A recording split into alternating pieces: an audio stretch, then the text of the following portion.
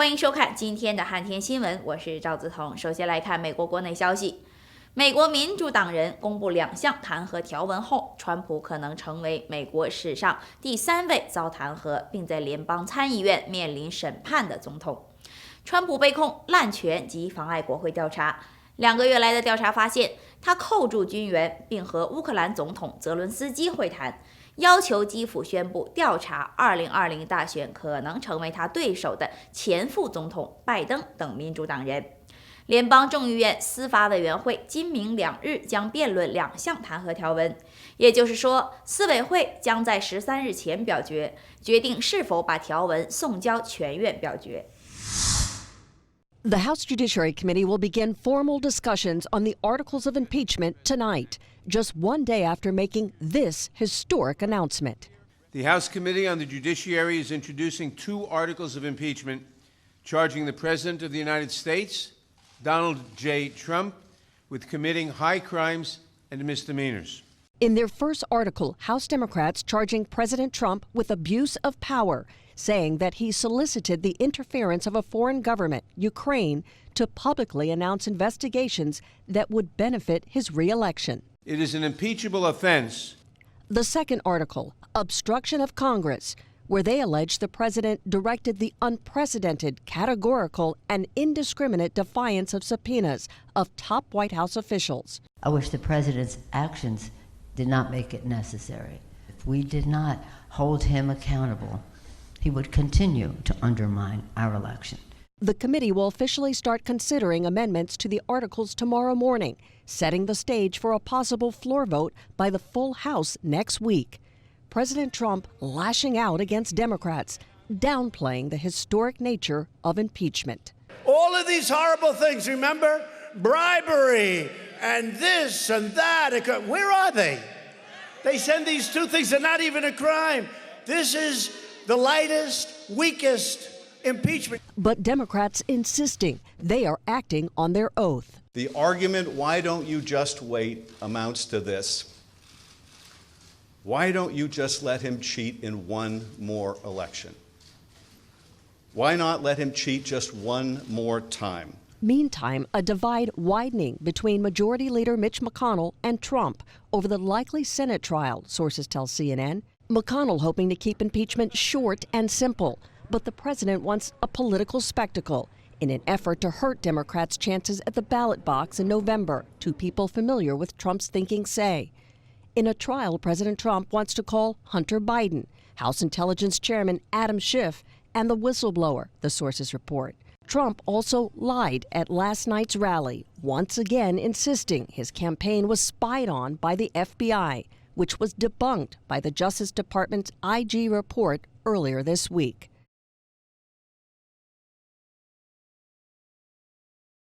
本周对于美国国会来说是艰难的一周。日前，议长南希·佩洛西接受采访，表达了对目前紧张的政治局势的看法。他的发言着重强调了对于弹劾总统川普的态度。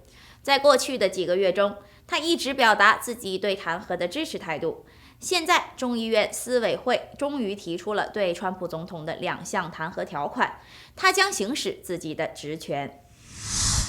That is not a point of order. It is a point of order. Well, I made a point of order. In a rough week amid tumbling times, Nancy Pelosi is walking a tightrope on government. We're not going to have a shutdown. On a new trade deal. This trade agreement is much better than NAFTA.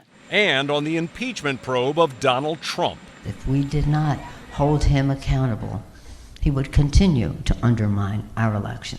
That's really bullshit. It's been a long time coming for the Speaker of the House. Just 9 months ago, Pelosi dodged the idea of impeaching Trump, even in the face of intense pressure from progressives. Arguing it was too divisive for the country, she told the Washington Post he's just not worth it. You take a look at that call, it was perfect. I didn't do it. There was no quid pro quo. By early fall, as the Ukraine scandal boiled up, polls showed even independents were warming to the idea that Trump should be removed from office. Yet Pelosi would say only that the White House could be entering a grave new chapter of lawlessness. Then came the formal vote on an impeachment inquiry. Team Trump's effective pledge to stonewall congressional oversight. And Pelosi told a CNN town hall she's had enough. If we were not to proceed, it would say to any president, any future president, whoever she or he may be, Democratic or Republican, that our democracy is gone. The president is king. He can do whatever he wants in violation of the law, in ignoring the acts of Congress, undermining our system of checks and balances. I just hope no Congress ever repeats what we're going through today. To blunt Republican talking points about her party being obsessed with impeachment and to give her fellow Democrats cover, Pelosi seems to be everywhere, talking about legislation, policies, the work of Washington, even how she deals with Trump. How would you describe your relationship with the president? Professional. And she is hitting hard at anyone who suggests she simply hates him. And I still pray for the president. I pray for the president all the time. So don't mess with me when it comes to words like that. She is striking a very fine balance on a very high wire, to be sure, trying to not alienate the political left or center by working too readily with the White House on legislation, while simultaneously doing battle with the president, who rarely misses a chance to give her a shove from the right. Tom Foreman, CNN, Washington. 当地时间10日中午，在新泽西州的泽西城发生枪击事件，事件造成6人死亡，至少3人受伤。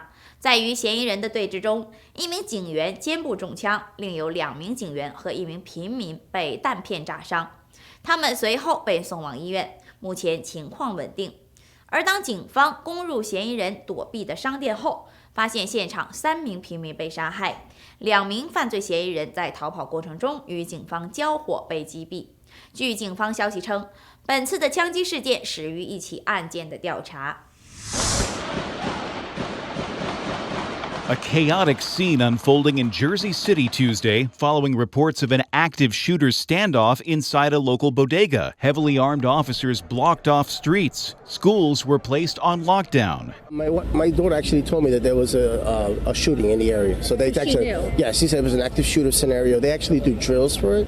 Police say the situation began with the killing of Detective Joseph Seals and involved a stolen vehicle. One stolen U-Haul vehicle that may contain an incendiary device that has since been taken from the location and is being examined by our bomb squad members. The standoff at the bodega reportedly started around noon. Our officers were under fire for hours. I heard over 200 gunshots. 3 other officers were wounded in the gunfire but are expected to survive. 5 people were found dead inside the bodega. Police believe 2 suspects were among those who died. There are days that require us to stop and think about what it means to put on a uniform every day.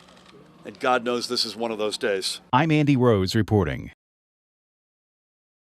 川普总统把这场针对他的弹劾调查称为猎巫行动，现在正引发着全国各地民众的激烈争论。在俄克拉荷马州，这里的民众对于弹劾进程的态度格外鲜明，当地议员和选民之间的争论甚至已经上升到了全国关注的程度。Welcome to the Super Bowl of horse reining. Once a year, this old Western riding competition descends on the heart of Oklahoma's 5th Congressional District. This is American second to none. As reining coach Dave Moore describes it, judges grade every spin, circle, and sliding stop on the arena floor. It's a lifestyle, and we love our horses. We love our ranches and stuff that we raise the cattle and horses on, and we love our country. In this part of the country, tradition is everything. So is politics. On the minds of these horsemen and women, Congresswoman Kendra Horn's political dilemma. A Democrat who represents a district that voted for President Trump. She sided with fellow Democrats to initiate the impeachment inquiry. Now, Horn says she will wait and see the evidence before she decides if she will vote to impeach. Don't bat around and don't worry about if you're going to get elected or not. Make it clear for us he did it or he didn't do it, and it's against the law or it's not against the law, and move on. Because we're getting nothing done in the middle of this, and that's what bugs us the most. Back at the stables, Doug Mulholland warns a vote to impeach could carry political consequences for Democrats. If they would back away, and I think they could get reelected, but if they don't, and they vote to impeach Trump, I think it'll backfire, and I think they'll lose the majority in the House. We heard the same down the highway at Representative Horn's weekend town hall, where some constituents say they don't feel represented by their lawmaker. There's not one county in Oklahoma that voted for Hillary. And yet, we don't have a voice. But the reason that I voted for the inquiry is because when it went into the public forum, there is the ability for both the majority and the minority to call witnesses. Nelia Cook supports the impeachment probe. If you have a president that is doing things that are suspect, I think you have to go through the due process, because I think that's important, because I'm really worried that the next president will go into their presidency thinking there's no consequences. Opinions vary in this dusty, action-packed arena, but there is a consensus. Oklahomans are watching the impeachment drama, and they're watching their lawmakers even more closely. 2020总统大选的参选人民主党议员伊丽莎白·沃伦一直被认为是最认真、最努力、最真诚的一位参选人。之前的民调显示，他的支持率也处于比较领先的位置，但一些专家认为他最近的表现陷入了一个瓶颈阶段，支持率下滑。从最近的活动和演讲来看，沃伦的团队正在尝试一些新的策略，展示出其与过去不同的政治立场和形象，希望能够改善目前的局面。I thought tonight, though, I might shake it up just a little. Elizabeth Warren is mixing things up. She's testing out shorter speeches. So I really appreciate the question. And longer Q&As with voters at campaign events. Her husband is hitting the stump solo for the first time. And after almost never calling out her rivals by name, I'm not here to criticize other Democrats. Warren has gone on offense, tussling with South Bend Mayor Pete Buttigieg. I think that Mayor Pete should open up the doors so that anyone can come in and report on what's being said. The Massachusetts Democrat appearing to try out some new strategies as her political momentum has stalled. While she's still polling in the double digits nationally, she's significantly trailing former Vice President Joe Biden. This after the Warren campaign wrestled with the fallout from its handling of Medicare for All. Warren fully backing Vermont Senator Bernie Sanders' signature single-payer health care proposal. Yes, I'm with Bernie on Medicare for All. But getting heat for not having her own plan to pay for it. There's this gaping hole in the plan. I mean, she's got a plan for everything, but not this. The senator eventually releasing proposals to respond to the critics. I have a plan to do something about it. But the weeks-long drubbing taking a toll, with some voters expressing unease. I was glad to see her come off a little bit for Medicare for All. I just don't think she can get some of the centrist Democrats and independents with just pushing Medicare for All right now. While Warren has taken a dip in the 2020 race, Buttigieg has been gaining, surging to the top of the field in Iowa for the first time last month. The two candidates trading barbs over the last week on political transparency. Warren calling on Buttigieg to make his fundraisers open to the press and disclose his past consulting clients. Buttigieg demanding that Warren release more of her tax returns, going back decades to when she did legal work for corporate clients. Both candidates ultimately making new disclosures about their work in the private sector. Warren reacting Tuesday night to Buttigieg revealing his client list. One of those clients was Blue Cross Blue Shield in Michigan. What is your reaction to that? I am glad that the mayor has taken these steps. I think it is really important that as we go into the 2020 election, that we have the best chance to win against Donald Trump. MJ Lee, CNN, Reno, Nevada. 休息一下，马上回来。